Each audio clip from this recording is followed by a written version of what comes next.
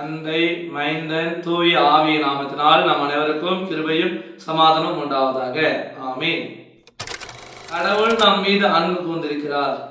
எனவே நாம் கூட பிறர் மீது அன்பு கூர்ந்து வாழ வேண்டும். அப்போ நாம பிறர் மீது அன்பு கூர்ந்து வாழ்கிற அந்த வாழ்க்கையானது கொஞ்ச நேரம் அல்ல, சூழ்நிலைக்கு ஏற்ற அன்பாக இருக்கக்கூடாது. மாறாக கடவுள் நம் மீது எவ்வளவாக அன்பு கூர்ந்தாரோ, தமது ஒரே குமாரனாகிய இயேசு எப்படியாக நமக்கு கொடுத்து நம்ம மீது அன்பு கூர்ந்தாரோ, அதே போல நம்மை நாமே முழுவதுமாக அன்பு கூர்ந்து வாழ வேண்டும். ஆனால் நாம் அன்பு கூறுவது எப்படி இருக்குதுன்னு சொன்னால், பலனே இல்லாதவன் நாளை முதல் கடின வேலைக்கு செல்ல போறேன்னு சொல்லி தீர்மானம் எடுப்பதற்கு சமமாக இருக்கிறது. அதாவது ஒருவனுக்கு பலனே இல்லை, சக்தியே இல்லை, அவனாலே நிற்க முடியாது. ஆனா அந்த மனுஷன் என்ன பண்றானா, நாளிலிருந்து கடினமான வேலைக்கு போறேன்னு சொல்லிட்டு தீர்மானம் எடுக்கிறானா.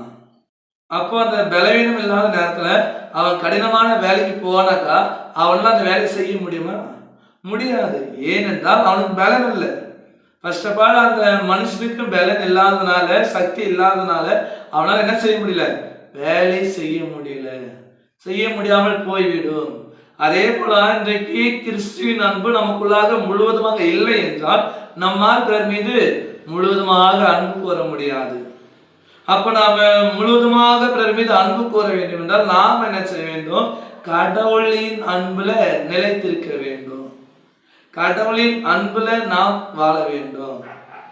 கடவுளத்துல அன்பு என்னும் ஜீவ தண்ணீர் வழிந்து ஓடுகிறது. அந்த ஜீவ தண்ணீரை நாம் பெற்றுக்கொண்டு அந்த ஜீவ தண்ணீரினால நாம் முழுவதுமாக பலன் அடைய வேண்டும். கடவுளின் அன்பு நமக்குள்ளாக நிலைத்திருக்க வேண்டும். கடவுளுடைய அன்பு நமக்குள்ளாக இருந்தால் மட்டும்தான் நாம பிறர் மீது முழுவதுமாக அன்பு கூர்ந்து வாழ முடியும், இல்லையா? ஒரு நடிகை என்ன பண்ணுவான், ஒரு படத்துல நடிக்கும் போது அந்த கதாபாத்திரத்துக்கு ஏற்றாற் போல நடிப்பாங்க. டைலாக்கு, சாங்கு, பேச்சு, ஆக்டிங் எல்லாமே அற்புதமா இருக்கும். அந்த திரைப்படம் முடிந்த பிற்பாடு அந்த நடிகர் என்ன செய்வாரு, திருடைய இயல்பான வாழ்க்கைக்கு போய்விடுவாரு. அவரால் அந்த படத்தில் நடித்தவாறு உண்மையாக இருக்க முடியாது. ஏன்னா அந்த படத்துல இருக்கிற சம்பவம், அந்த காரியங்கள் அந்த வாழ்க்கையில இல்லை அவருக்கு, அதனால மாறிவிடும். அப்ப அதே போலதான் நாமும் கூட கிறிஸ்துவனுடைய அன்புல நம்ம நிலைத்திராவிட்டால், கிறிஸ்துவனுடைய அன்பை நாம் முழுமையாக பெற்றுக்கொள்ளாவிட்டால் நாமும் கூட என்ன பண்ணுவோம், அந்த நடிகர்கள் போல நேரத்துக்கு ஏற்றாற் போல, சூழ்நிலைக்கு ஏற்றாற் போல நடிக்கின்ற மக்களாக நாம இருப்போம்.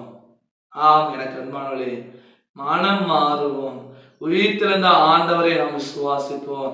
அந்த ஆண்டவருக்குள்ளாக நம்ம வாழுவோம். கடவுளத்துல அன்பு எனும் ஜீவ நதி வழிந்தோடுகிறது. அந்த அன்பு எனும் ஜீவ நதியினால நம்மை நாமே நிரப்புவோம். அந்த அன்பு எனும் ஜீவ நதியினால நம்மை நாமே நிரப்பிக் கொள்ளுவோம். அந்த கடவுளுடைய அன்புல நாம் நிலைத்திருந்து அந்த அன்பை முழுவதுமாக நாம் என்ன செய்ய வேண்டும், பிறர் மீது வெளிப்படுத்த வேண்டும். ஏனென்றால் வேதம் இப்படியாக சொல்கிறது.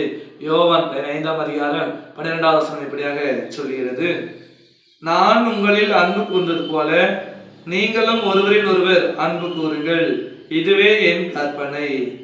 ஆம், எனக்கு அன்பானவர்களே, கடவுள் நம் மீது முழுவதுமாக அன்பு கூர்ந்திருக்கிறார். தமது குமாரனை கொடுக்கிற அளவிற்காக அன்பு கூர்ந்திருக்கிறார்.